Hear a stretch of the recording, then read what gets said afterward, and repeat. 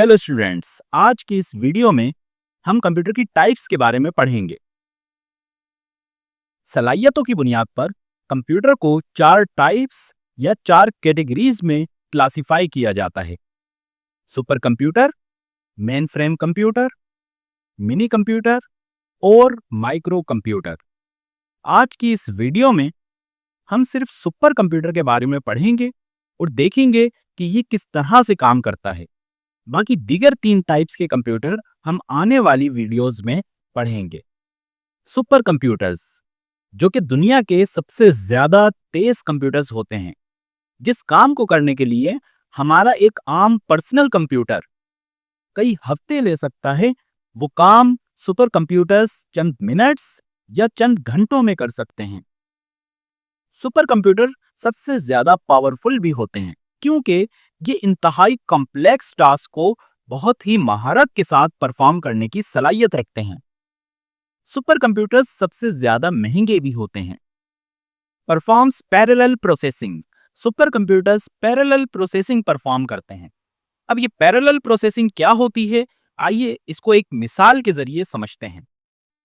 मिसाल के तौर पर एक सुपर कंप्यूटर में 4 प्रोसेसिंग यूनिट्स लगे हैं। अब अगर हम इस सुपर कंप्यूटर को कोई टास्क देते हैं और ये सुपर कंप्यूटर उस टास्क को 4 सब टास्क में डिवाइड कर देता है, तो ये हर सब टास्क को एक अलग प्रोसेसिंग यूनिट के पास भेजेगा और चारों प्रोसेसिंग यूनिट्स एक ही वक्त में अपने अपने हिस्से का सब टास्क प्रोसेस करेंगे और आखिर में तमाम प्रोसेसिंग यूनिट्स के रिजल्ट्स को कंबाइन करके एक फाइनल रिजल्ट तैयार किया जाएगा। जब एक से ज्यादा प्रोसेसिंग यूनिट्स एक ही वक्त में अपने अपने हिस्से की प्रोसेसिंग करें, इसी टेक्निक को कहा जाता है पैरेलल प्रोसेसिंग।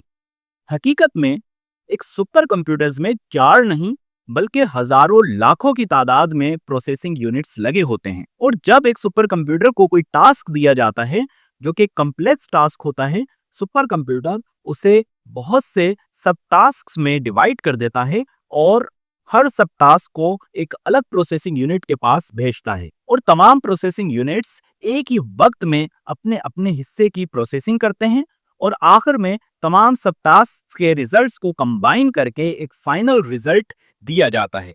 अब जरा सोचिए कि अगर हमारी मिसाल के मुताबिक 4 प्रोसेसिंग यूनिट्स लगाने पर काम 4 गुना तेजी के साथ हो रहा है, तो अगर एक सुपर कंप्यूटर में 1 मिलियन यानी 10 लाख प्रोसेसिंग यूनिट्स लगे हों, तो वो सुपर कंप्यूटर किस स्पीड से काम करेगा। इसी पैरेलल प्रोसेसिंग की वजह से सुपर कंप्यूटर्स दुनिया के सबसे ज्यादा फास्ट और सबसे ज्यादा पावरफुल कंप्यूटर्स कंसीडर किए जाते हैं। Used to solve complex scientific problems, super computer इंतहाई कॉम्प्लेक्स साइंटिफिक प्रॉब्लम्स को सॉल्व करने के लिए इस्तेमाल किए जाते हैं, जैसा कि वेदर फोरकास्टिंग यानी मौसम के बारे में पेशेनगोई करना। अब सुपर कंप्यूटर के पास कोई जादू तो होता नहीं है, ये फिजिक्स के लॉस का इस्तेमाल करके हर लम्हा चेंज होते हुए टेम्परेचर, प्रेशर वगैरह की बुनियाद पर मौसम के बारे में फोरकास्टिंग करते हैं, जिसके लिए ये हर सेकंड में क्वाड्रिलियंस की तादाद में कैलकुलेशंस करते हैं। सुपर कंप्यूटर्स को न्यूक्लियर सिमुलेशंस तैयार करने के लिए भी इस्तेमाल किया जाता है। सिमुलेशंस मतलब डिजिटली एक ऐसा एनवायरनमेंट तैयार करना जो कि हकीकत की तरह नजर आए और हकीकत की तरह ही बिहेव करे। सुपर कंप्यूटर्स का इस्तेमाल करके एक ऐसा ही डिजिटल एनवायरनमेंट क्रिएट किया जाता है कि जिसमें न्यूक्लियर मटेरियल, न्यूक्लियर रिएक्शंस और न्यूक्लियर सिस्टम्स के बिहेवियर को टेस्ट किया जा सके। अब सवाल यह है कि ये सब हकीकत में क्यों नहीं किया जाता?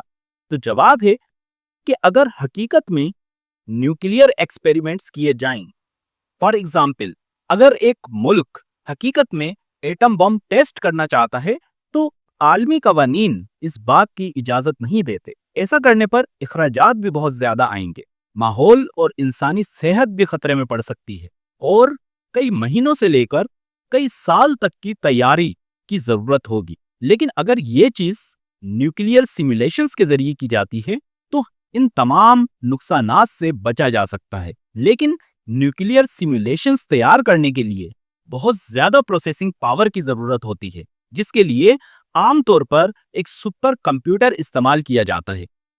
आर्टिफिशियल इंटेलिजेंस ट्रेनिंग, आपने चैट जीपीटी, गूगल जेमिनाई और इस तरह के दीगर एआई प्रोग्राम्स के बारे में जरूर सुना होगा और मुमकिन है कि इस्तेमाल भी किए हों। इन एआई मॉडल्स को ट्रेन करने के लिए इन्हें बहुत मैसिव अमाउंट में डेटा दिया जाता है, जिसे हैंडल करने और प्रोसेस करने के लिए बहुत ज्यादा स्टोरेज कैपेसिटी और प्रोसेसिंग पावर की जरूरत होती है, जिसके लिए भी एक सुपर कंप्यूटर ही आमतौर पर इस्तेमाल किया जाता है। स्पेस के बारे में रिसर्च करने के लिए भी सुपर कंप्यूटर का इस्तेमाल किया जाता है। सुपर कंप्यूटर के जरिए यूनिवर्स की एक सिमुलेशन तैयार की जाती है, जिसके जरिए ये अंदाजा लगाने की कोशिश की जाती है कि स्टार्स, गैलेक्सीज और प्लैनेट्स किस तरह बने और किस तरीके से इनमें तब्दीलियां आई।